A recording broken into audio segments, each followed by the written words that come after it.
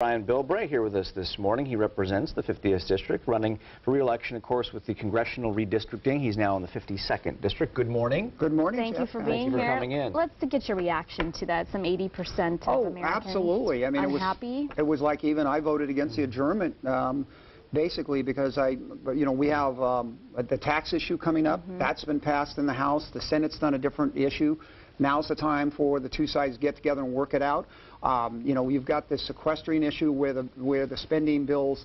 Actually, I got to say that one thing is the House side did hard at proposing an alternative. And basically what we did is we said, as soon as the Senate is ready to sit down, we'll come back. So we could be back next week if Harry Reid calls back everybody and says, okay, we're willing to work this out. Are you hoping he does? Well, absolutely. I mean, look, the dirty little secret is Harry Reid's actually a family friend, very close with my Nevada side of the family.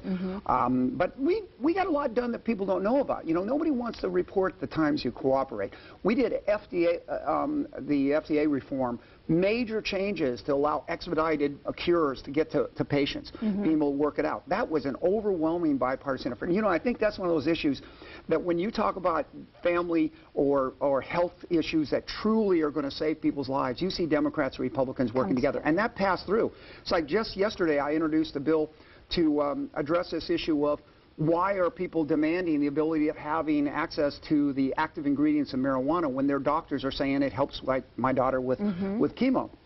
We were able to put together a bill that will allow or require the FDA to expedite the procedure, allow a medicine that's been available in Europe and Canada for the next 4 years to come into the United States, so cancer patients, glaucoma patients will have access to the medicinal active ingredients of cannabis without having to smoke it and all the adverse things, and without breaking the federal law. So we give patients a legal access, and I think that's one place both sides can agree on. I think that you see the people pushing medical marijuana will admit right up front, if there was a good medicine that we can take, and this is a spray that's dosable where people can That's the new thing. Development, yeah. Why don't we go ahead with it? And there's a kind of bipartisan effort that you don't read about because it doesn't really play to especially these 24-hour news channels. All right, well, let's get back to the bipartisan stuff. Not bipartisan, rather the partisan stuff, because I didn't know you were friends with Harry Reid. That is an interesting little nugget you just threw out there.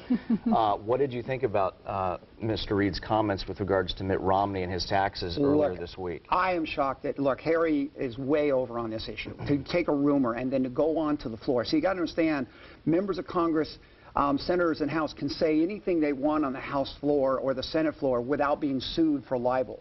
Harry, I think, really is going to regret hearing something and then repeating a rumor without any documentation, without any background. He said he had two sources, which is, sort of the...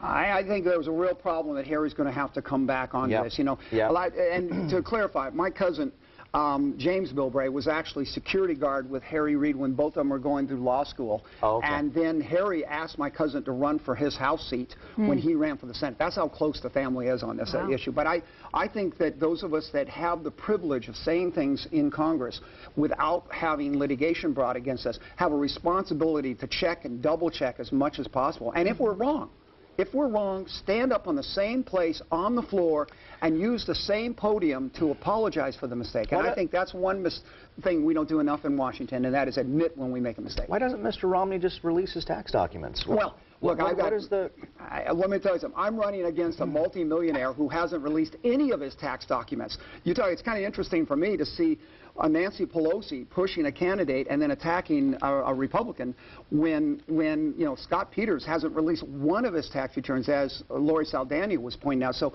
it's kind of frustrating for me to see that, especially when you see these candidates who are taking their personal wealth and using it to finance their campaigns. They should have to disclose where that money's coming from, just like working class candidates like I do have to report every one of those things.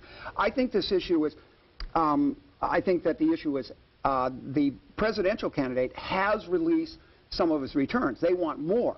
I'm looking at a congressional candidate who has not released any of his tax returns, and at the same time says he supports the calling out of somebody else. So it's kind of frustrating, but that's politics. That's why people are so upset with the way this thing, the hypocrisy that gets into it. So you got to really watch If you call for one person, are you willing to do it? When Lori Saldana asked for Scott Peters and I to disclose our tax returns, I said, of course. Eventually, the taxpayers have the right to have all this anyways, and shouldn't they know ahead of time before they vote than after and get a surprise? And I think that Lori was right on that. I think that the fact is that the disclosures should be made, but both sides should be making disclosures. It shouldn't be just one-sided. All right, Brian, obviously running in a tight race against Scott Peters, the Democratic representative, and it's the 52nd district now that you'll be running for. You're considered the incumbent in that district, even though you represent the 50th district right now. Yeah, I represented this most of this area of 10 years as a nonpartisan at county supervisors and six years in the 90s. But the fact is, born and raised in this part. But they've actually, with this new exciting concept of not only open primaries, but having a commission, not the politicians, draw up these lines. This has created some real... Change the district, really. It's shaking it up. And look, if it means not getting elected, but having the system move towards the center, getting people straightened out, and changing the process, I'm willing to do that. I ran for office to try to change the way Washington was operating and to slow down the partisan politics. Work on things like FDA reform. If it means that I lose office, but the system straightens itself out, that's the way it should go. And I think it's great. It's what I'm frustrated with was that people that claim to be very moderate, who have really been so extreme that the voters by 65% voted against Mr. Peters' so-called sweetheart deal that caused the Enron by the sea, to see San Diego being talked about being almost bankrupt, and then to have him come in and say, well, Washington needs more of this. We've got enough people that spend more and promise more than they can afford in Washington. We don't really need that. So hopefully we'll see how it works out. If it doesn't, there's a whole lot of important things we need to do here in San Diego, and there's a lot of family time that needs to be addressed. All right. Well, Brian, thank you so much for coming. You just got in last night, so we really appreciate you coming on this morning. The water's 70 degrees. He's going surfing. Yes. Going to get wet. Thanks so much. And it's absolutely beautiful conditions. It's great to be home. Good.